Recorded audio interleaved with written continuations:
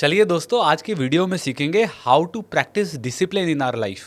तो जो लोग सफल होना चाहते हैं और जो अपने अंदर ये दोनों क्वालिटीज को लाना चाहते हैं, वो कैसे ला सकते हैं? कैसे कोई व्यक्ति सुबह जल्दी उठे और कैसे कोई व्यक्ति अपने जीवन के अंदर डिसिप्लिन लाए? ऐसा नहीं कि वो लाना नहीं चाहता, ऐसा नहीं कि वो रिच बनना नहीं चाहता, बनना तो चाहता ही है, लेकिन क्या वो ऐसी चीज है जो आपके हिसाब से लगता है कि सुबह जल्दी उठने के लिए जरूरी है?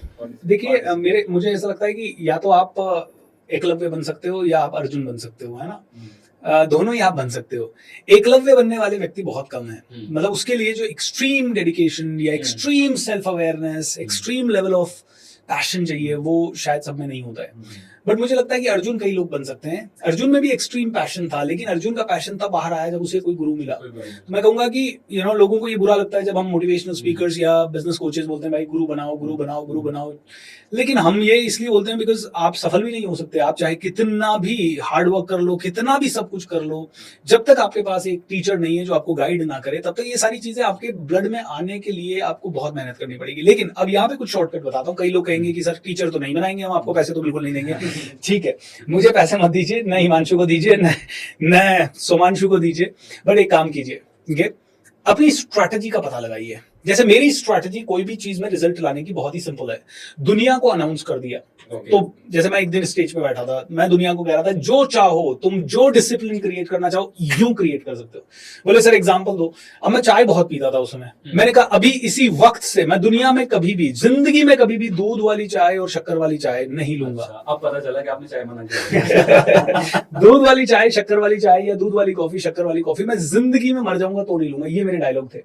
और वो मिनट था, मैं 7-7, 8-8 कप चाय पीता था। सुबह उठे चाय, फिर नाश्ते में चाय, फिर कहीं मिलने गए चाय, फिर लंच में चाय, है ना। मतलब इतनी चाय मैं पी लेता था। एंड एक सेकंड में खट छूट गया।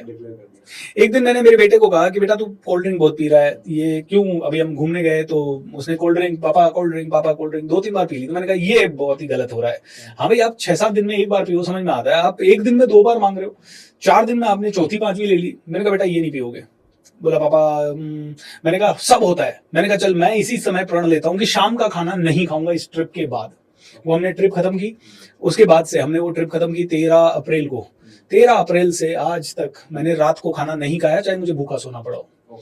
Now that is my commitment level. अब ये डिसीजन ऐसे था। मैं इसको कहता हूँ on off switch. Mentally on off switch create कर लो। आप कहोगे कैसे होगा? मैं नहीं, आज मैंने अगर डिक्लेयर कर दिया ना कि मैं कभी भी मान लो टीवी के सामने नहीं बैठूंगा, तो फिर ये ऑन ऑफ स्विच हो गया मेरा। It's like whatever you want to decide, आपके हाथ में होना चाहिए वो कंट्रोल। मैंने कह दिया एक दिन खड़े होके कि भैया मैं 28 दिन की वर्कशॉप करूंगा। अब वो 28 दिन का कंटेंट क्या होगा, क्या नहीं होगा, वो मेरे को फिर लाना ही है। तो पहले अनाउंस कर दो, डिक्लेयर। हाँ, मैंने एक दिन अपने ऑडियंस को कह दिया कि मैं आपको अगले महीने शेयर मार्केट सिखाऊंगा।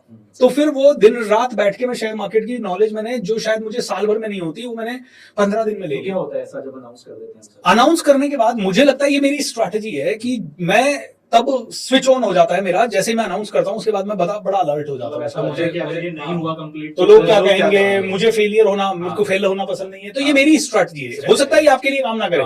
कई लोग अनाउंस कर देते हैं और वो डिप्रेस हो जाते हैं कि अरे यार अब अनाउंस कर दिया, प्रेशर बहुत आ गया। मैं प्रेशर में परफॉर्म कर पाता हूँ, ये मेरी स्ट्रैटेजी है। तो मैं खुद से प्रेशर जानबूझ के क्रिएट करता हूँ। तो मैं लोगों को कहता हूँ एक अंडा है, बाहर से प्रेशर डाला टूट जाता है, अंदर से प्रेशर डाला जीवन हो जाता है। तो मैं अपने ऊपर खुद ही प्रेशर डाल लेता हूँ इससे पहले कि सिचुएशन मुझे प्रेशराइज करे।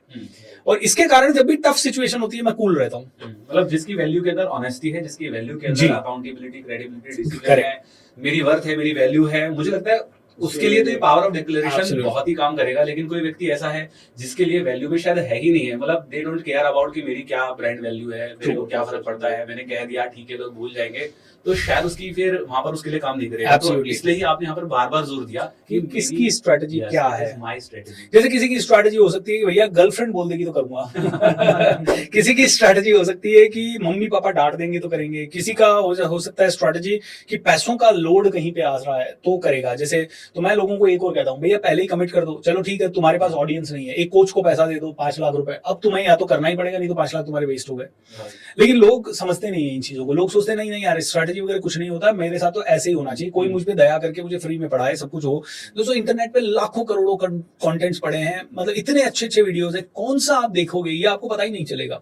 ऑलराइट, आप कौन सी किताब पढ़ोगे और पढ़ भी लिया तो उसको उतनी शिद्दत दे रहे हो क्या? जिस टॉपिक पे भगवद गीता कॉमन किताब है, हम सभी को पढ़नी चाहिए, हमारा ग्रंथ है, बहुत ही होली बुक है।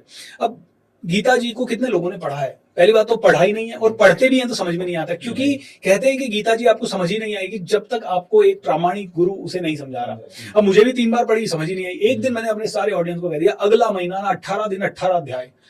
अब नहीं समझ, देखे कैसे नहीं समझेगा।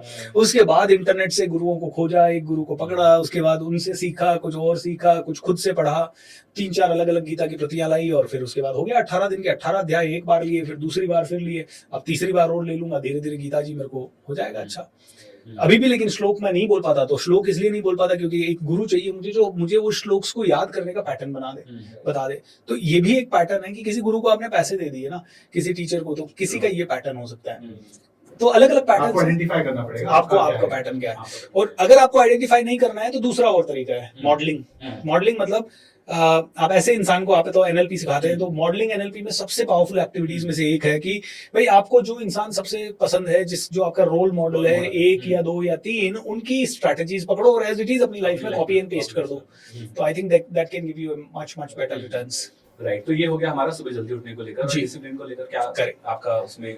ये हर चीज के लिए है, ये डिसिप्लिन के लिए भी है, ये डेडिकेशन, कमिटमेंट जो भी लाना है, आपको एक्शन लेने हैं। जैसे अब मुझे किताब लिखनी थी तो मैंने वही किया, किसी को अनाउंस कर दिया, एंड लिखना आता ही नहीं था, अनाउंस कर दिया कि अगले महीने जब तुम आओगे तो तुम्हें मेरी किताब की फ्री कॉपी मिलेगी। अब दोगे कैसे, लिखी नहीं है। तो अनाउंस करने के बाद 7 दिन अपने आप को कमरे में बंद की, जैसी आती थी वैसी लिख दी।